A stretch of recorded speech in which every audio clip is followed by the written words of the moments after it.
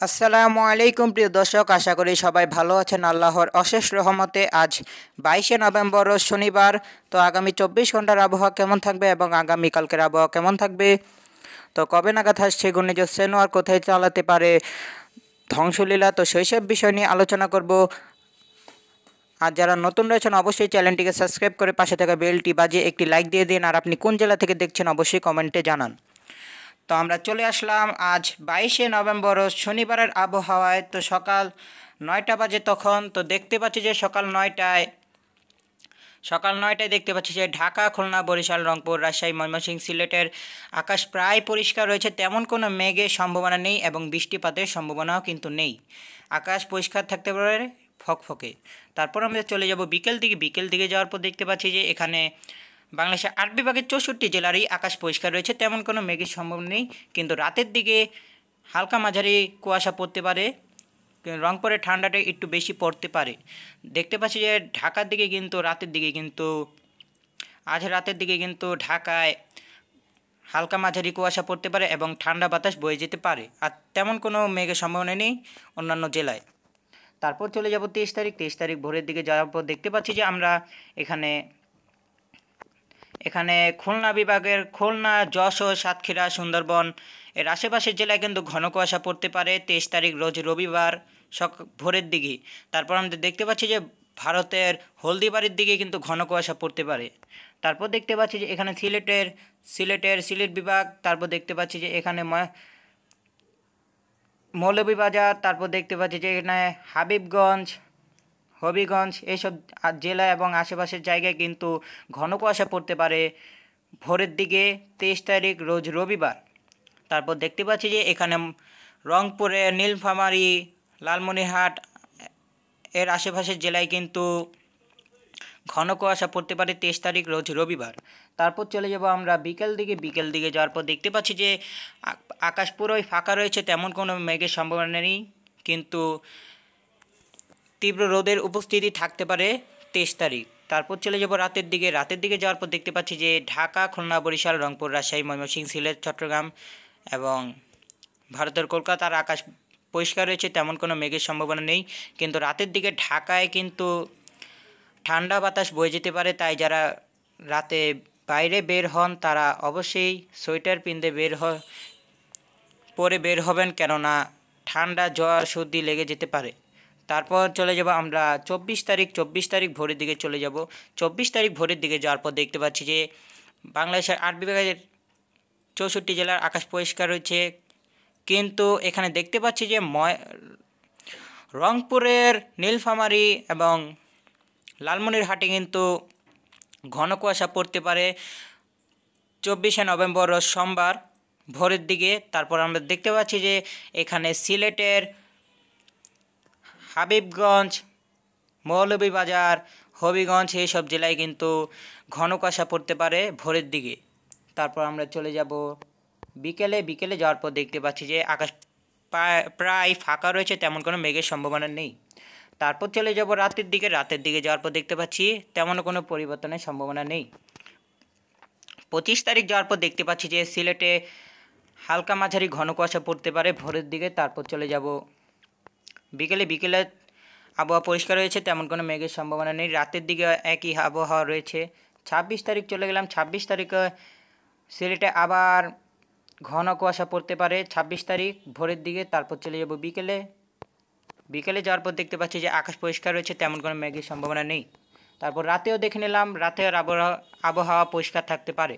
তো বলা যাচ্ছে যে আগামী 22 তারিখ থেকে 26 তারিখ পর্যন্ত আবহাওয়া পরিষ্কার থাকবে বিকেল থেকে রাত, এবং ভোরের দিকে পড়তে পারে ঘন কুয়াশা বাংলাদেশের 8 বিভাগের কিছু কিছু জেলায়।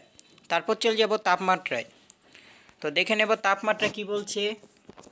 তো আজ 22শে নভেম্বর রোজ শনিবার সকাল 9টায় দেখতে পাচ্ছি যে তাপমাত্রা কমই রয়েছে। বাংলাদেশের 8 বিভাগের 64 জেলার তাপমাত্রা রয়েছে 21 থেকে 24 ডিগ্রি সেলসিয়াসের ঘরে। তারপর চলে যাব বিকেল দিকে তাপমাত্রা কিছুটা বাড়তি থাকতে পারে 23 থেকে 25 ডিগ্রি সেলসিয়াসের ঘরে। তারপর রাতের দিকে দেখতে পাচ্ছি যে বাংলাদেশের 8 বিভাগের 64 জেলার তাপমাত্রা থাকতে পারে 19 থেকে 23 ডিগ্রি সেলসিয়াসের ঘরে। তারিখও থাকতে পারে তেমনই তেমনই তাপমাত্রা 23 থেকে 25 ডিগ্রি সেলসিয়াসের ঘরে। তারপর দেখতে পাচ্ছি যে 24 তারিখও কিন্তু তাপমাত্রা থাকতে পারে 18 থেকে 21 ডিগ্রি সেলসিয়াসের ঘরে। 25 তারিখও দেখতে পাচ্ছি যে 25 তারিখও কিন্তু তাপমাত্রা থাকতে পারে 18 থেকে 22 ডিগ্রি সেলসিয়াসের ঘরে। এবং দেখতে পাচ্ছি যে 26 তারিখ 21 থেকে 24 ডিগ্রি সেলসিয়াসের ঘরে তাপমাত্রা থাকতে পারে। তো তাপমাত্রার আপডেট দেখে নিলাম। তারপর চলে যাব ঘূর্ণিঝড়ের কাছে। তো ঘূর্ণিঝড় কি বলছি, ঘূর্ণিঝড় কি বাংলাদেশে আঘাত হানবে নাকি ভারতের বিশাখাপত্তনমে আঘাত হানবে, তো সেটা দেখে দিচ্ছি। তো আমরা দেখতে পাচ্ছি যে আগামী 26 তারিখ নাগাদ ঘূর্ণিঝড় তৈরি হয়ে যেতে পারে বঙ্গোপসাগরের বুকে। সেটি কিন্তু বিশাখাপত্তনমের সামনে এসে কিন্তু নিজের ভয়ঙ্কর রূপ ধারণ করতে পারে, ক্যাটাগরি 5-এ রূপান্তরিত হতে পারে। আইলা সিডরের মতো রূপ নিয়ে কিন্তু বিশাখাপত্তনমে আঘাত আনতে পারে। তারপর সেটি আস্তে আস্তে উত্তর দিকে উঠে সাইডে এসে সেটি বাংলাদেশের খুলনা বরিশালে কিন্তু আঘাত হানতে পারে নিম্নচাপ হিসেবে। তারপর সেটি ঢাকা বিভাগের পদ্মা নদীতে এসে উপস্থিত হতে পারে। তাহলে আমরা সেটা দেখিয়ে দিচ্ছি। তো দেখতে পাচ্ছি যে আগামী 30 তারিখ নাগাদ কিন্তু ঘূর্ণিঝড় বিশাখাপত্তনমের এদিকে কিন্তু চলে এসে পড়েছে। তো আমরা দেখতে পাচ্ছি যে ঘূর্ণিঝড়ের সর্বোচ্চ শক্তি দেখতে পাচ্ছি যে 160 মিলিমিটার। তো আমরা চলে যাব রাতের দিকে যাওয়ার পর দেখতে পাচ্ছি যে ঘূর্ণিঝড়ের শক্তি আরও বাড়াচ্ছে, 220 কিলোমিটার বেগে চলে গেছে সেটি। তারপর চলে যাব আমরা 1 তারিখ যাওয়ার পর দেখতে পাচ্ছি যে ঘূর্ণিঝড়ের সর্বোচ্চ ভয়ঙ্কর শক্তি 225 কিলোমিটার দেখতে পাচ্ছি। বিশাখাপত্তনম করে দিতে পারে ভয়ঙ্কর তছনছ। আমরা চলে যাব 1 ডিসেম্বর রোজ সোমবার রাতের দিকে যাওয়ার পর দেখতে পাচ্ছি যে এখানে ঘূর্ণিঝড়টি আঘাত এনেছে। তারপর সেখানে কিন্তু ভয়ঙ্কর রূপ ধারণ করতে পারে বিশাখাপত্তনমের দিকে। সেখানে ভয়াবহ বন্যা এবং গাছপালা ভেঙে যেতে পারে এবং ঘরবাড়ি কিন্তু ভয়াবহ বন্যায় ডুবে যেতে পারে। আপনারা সতর্ক থাকুন আগামী 30 তারিখের জন্য এবং প্রস্তুতি নেওয়া শুরু করে দিন, কেননা আসছে ঘূর্ণিঝড় সেনোয়ার নিজের ক্যাটাগরি 5-এ রূপান্তরিত হয়ে। তারপর আমরা চলে যাব 2 তারিখ যাওয়ার পর দেখতে পাচ্ছি যে ঘূর্ণিঝড়টি কিন্তু একই জায়গায় অবস্থান করছে।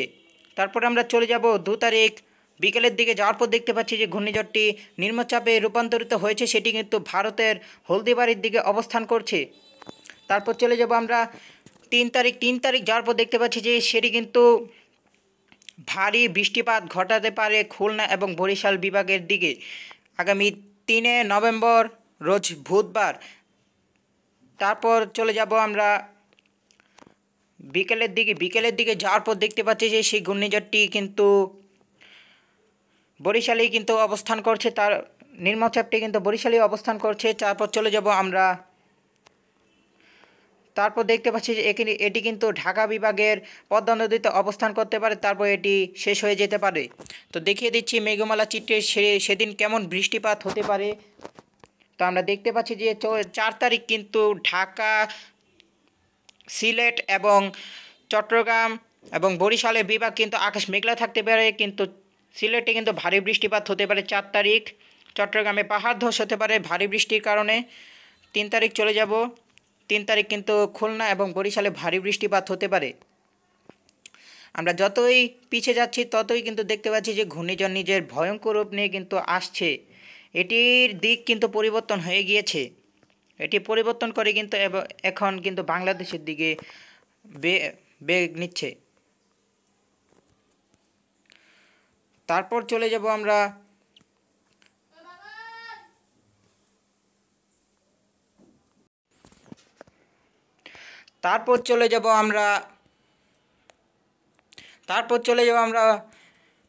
বজ্রপাতের মোডে। বজ্রপাতে দেখে নেব কেমন বজ্রপাত হতে পারে। দেখতে পাচ্ছি যে এখানে খুলনা এবং বরিশাল বিভাগে কিন্তু তীব্র বজ্রপাত হতে পারে 2 তারিখ। তারপর আমরা 3 তারিখ দেখতে পাচ্ছি যে 3 তারিখ কিন্তু চট্টগ্রামে কিন্তু বজ্রপাত হতে পারে ঘূর্ণিঝড়ের কারণে। দেখতে পাচ্ছি যে এখানে টেকনাফ, হাতিয়া, বান্দরবান, খাগড়াছড়ি, বিলাইছড়ি, চট্টগ্রাম, কুমিল্লার দিকে কিন্তু বজ্রপাত হতে পারে আগামী 3 তারিখ নিম্নচাপের কারণে। তো দেখে নিলাম বজ্রপাতের মোড। এখন চলে যাব আমরা চরম পূর্ববাসে। চরম পূর্ববাস কী বলছে তো সেটা দিয়ে আজকের আবহাওয়া শেষ করব। তো চরম পূর্ববাসে এসে পড়লাম। চরম পূর্ববাসে আসার পর আমরা দেখতে পাচ্ছি যে আজ 22শে নভেম্বর রোজ শনিবার। তো দেখতে পাচ্ছি যে এখানে ত্রিপুরা রাজ্যে কিন্তু তাপমাত্রা একটু বাড়তি রয়েছে 31 ডিগ্রি সেলসিয়াসের ঘরে। 22 তারিখ আসার পর দেখতে পাচ্ছি তেমন কোনো বাড়ার সম্ভাবনা নেই। 23 তারিখ নেই, 24 তারিখ নেই, 25 তারিখ নেই, 26 তারিখ নেই। কিন্তু দেখতে পাচ্ছি যে 26 তারিখ কিন্তু হালকা মাঝারি কুয়াশা পড়তে পারে খুলনা বিভাগের কয়েকটি জেলায় এবং ঢাকা বিভাগের কয়েকটি জেলায়, ময়মনসিংহ বিভাগের কয়েকটি জেলায়। তারপর চলে যাব বাতাসে। তো দেখতে পাচ্ছি যে আজ 22শে নভেম্বর রোজ শনিবার। দেখতে পাচ্ছি যে খুলনা বিভাগের কয়েকটি জেলায় কিন্তু হালকা পরিমাণে বাতাসের সম্ভাবনা রয়েছে। 23 তারিখ দেখতে পাচ্ছি এখান দিয়ে কিন্তু দমকা বাতাস বয়ে যেতে পারে চট্টগ্রাম এবং কুমিল্লার দিক দিয়ে। তারপর চলে যাব 24 তারিখ। 24 তারিখ যাওয়ার পর দেখতে পাচ্ছি যে এখানে খুলনা, বরিশাল, ঢাকা, ময়মনসিংহ এবং কুমিল্লা, তারপর রাজশাহী বিভাগের কিছু কিছু জেলার উপর দিয়ে কিন্তু দমকা হাওয়া বয়ে যেতে পারে 24 তারিখ। 25 তারিখ যাওয়ার পর দেখতে পাচ্ছি যে এখানে রাজশাহী, ঢাকা বিভাগের কয়েক জেলায় এবং রংপুরের কয়েক জেলার উপর দিয়ে কিন্তু দমকা বাতাস বয়ে যেতে পারে আগামী 25শে নভেম্বর রোজ মঙ্গলবার। 26 তারিখ যাওয়ার পর দেখতে পাচ্ছি যে এখানে বাতাস আরেকটু বয়ে যেতে পারে। দেখতে পাচ্ছি যে রাজশাহী, খুলনা, বরিশাল এবং কুমিল্লার দিক দিয়ে বাতাস বয়ে যেতে পারে আগামী 26 তারিখ।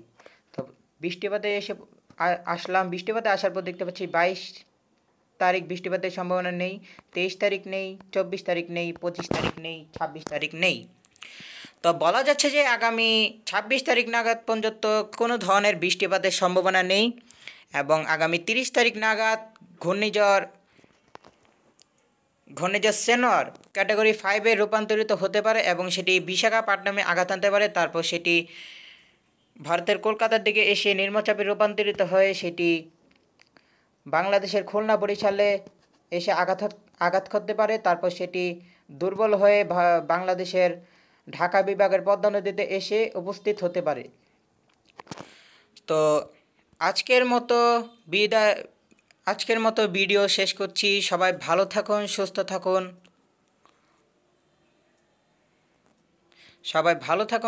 থাকুন। আল্লাহ হাফেজ।